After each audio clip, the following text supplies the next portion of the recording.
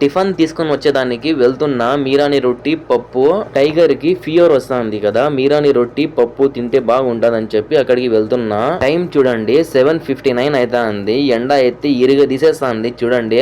ఎండాకాలంలో బయటికి రావాలన్నా భయం పుడుతుంది, ఎక్కడ ఎండ దెబ్బ కొడతాదో అని. రాజస్థాన్ వాళ్ళ హోటల్ కి అయితే వచ్చేసాను. 2 పప్పులు అయితే చెప్పాను, 2 పప్పులు కడుతున్నాడు చూడండి ఇతను. ఒక పప్పు వచ్చేసి 5 రియాళ్ళు. 2 పప్పులు అయితే తీసుకున్నాను, నాకు ఒకటి, టైగర్ కి ఒకటి. టైగర్ కి జ్వరం వస్తే నేను చూసుకుంటా, టాబ్లెట్లు తేవాలన్నా ఏం తేవాలన్నా. నాకు జ్వరం వస్తే టైగర్ చూసుకుంటాడు.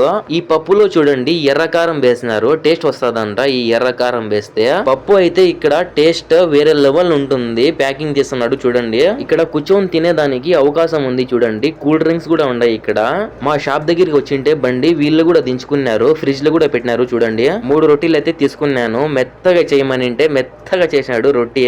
రాజస్థాన్ వల్ల రొట్టెలు పప్పు ఎంతమంది తిన్నారో కామెంట్ చేయండి. Please subscribe.